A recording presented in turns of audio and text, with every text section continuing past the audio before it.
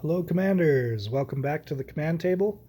I am Mathermar and I'm taking you through the journey on Traplight's Battle Legion. We are doing a walkthrough. We are on the last 5 battles of the Arcane Desert. So we're on map 4, battles 246 through 250.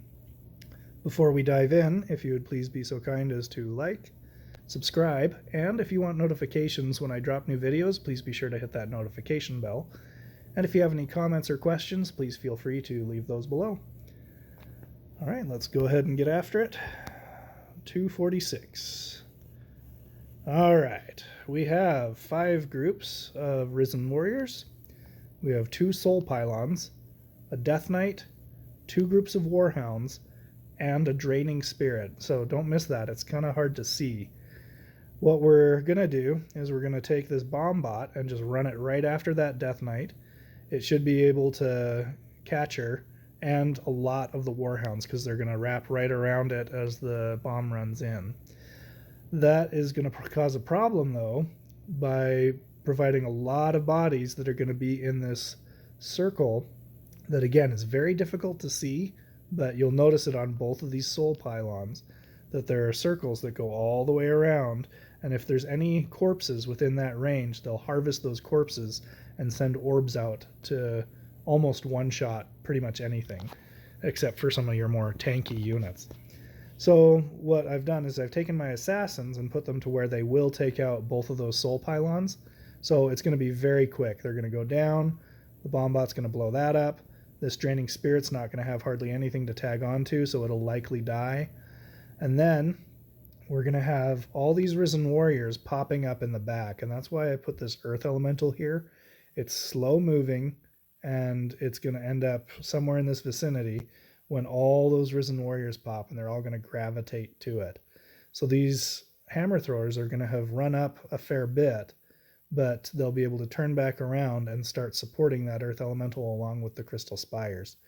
If everything goes horribly wrong, then there's a freezing trap right here that all of those Risen Warriors are going to pop because they're all going to be in a tight group right here as they work their way through the hammer throwers and then get to the Crystal Spires.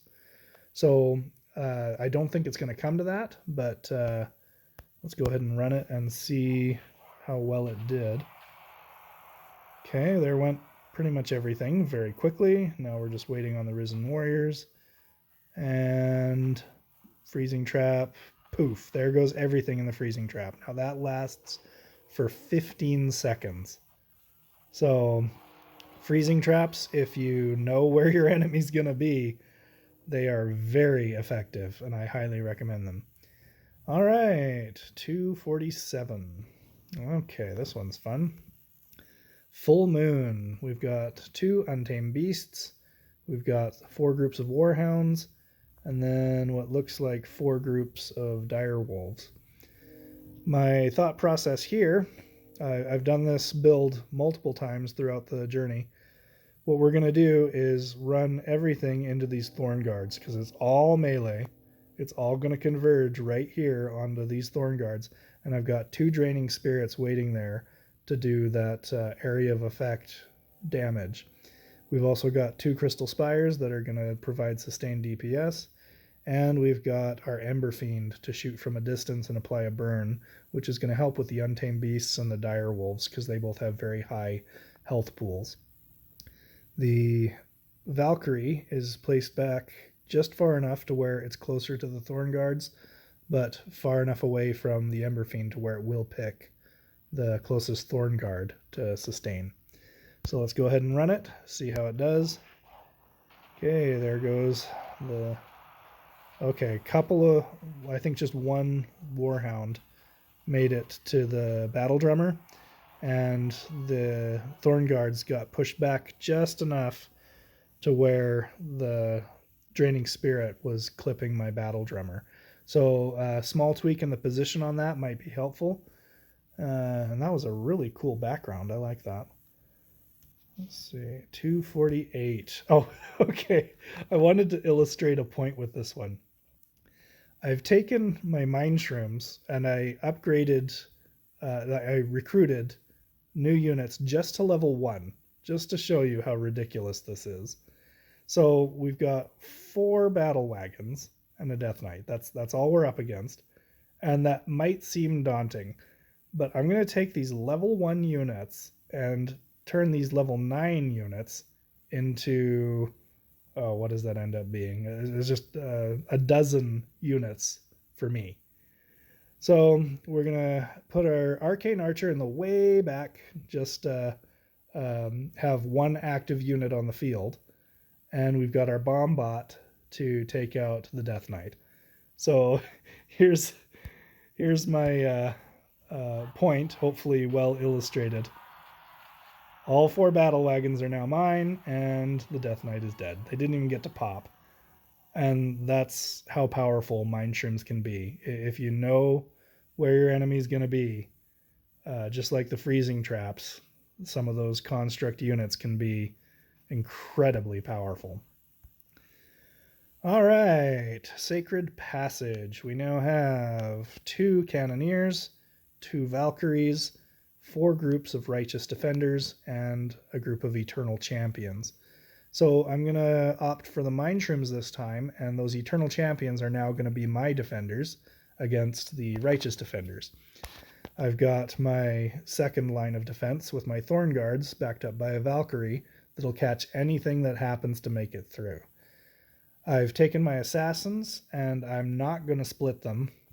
So most of the time before this, I've been having them split to where 1 Assassin will go to each thing and slowly burn it down. But the Valkyries are of little consequence to the Assassins. They'll happily get to them as a second course. What we're going to do is go after the Cannoneers first and knock both of those out, and then the Assassins won't have any obstructions getting to those Valkyries anyway. So pretty straightforward. We do want the Valkyrie there to take, or not Valkyrie, Ember Fiend there to take out these Righteous Defenders. They do get stacks of a buff as time goes on, which makes them very difficult to kill, but that Ember Fiend will be able to burn them down very easily. The Eternal Champions are immune to fire damage, so my Ember Fiend won't do much against them, but I'm not terribly concerned because even if everything else is dead and all that's left are the Eternal Champions, they'll kill themselves on my Thorn Guards. So let's go ahead and run it. Here goes. Okay, Cannoneers going down. Valkyrie's next. Eternal Champion is holding the line for me. And the Ember Fiend is doing a nice burn condition to thin everybody down. And even if my last Thorn Guard goes down, which I don't think it will, there's a couple Mind Shrooms left to catch whatever's there. Very nice. Okay, let's do battle 250, and then we'll call it for this video, and for this whole zone, we'll be done. All right, Lord Percival. Okay, we have 3 Paladins, we have a Valkyrie, and we have 4 groups of Righteous Defenders. So there's a lot of healing to go around, and we've got to be concerned about that Valkyrie. So I've got the Assassins in the back to resolve the Valkyrie. That's going to make it to where everything is unbuffed. By that, we're going to be able to resolve that very easily. The bomb bots are situated in such a way that they'll hit the 2 middle groups and take out each of them half of that front group.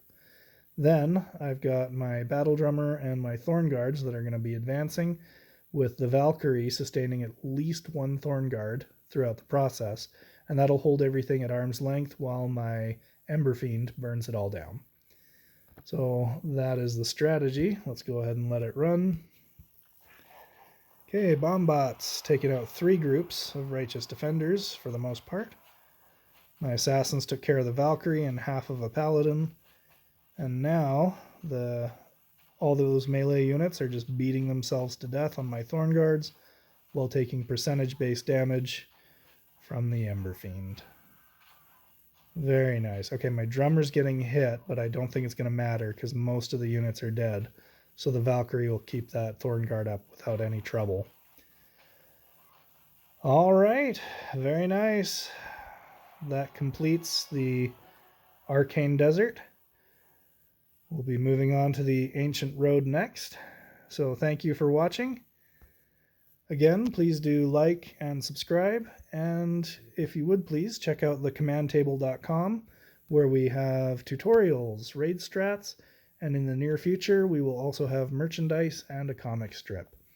Thank you for watching. We will get you the next zone as soon as we can.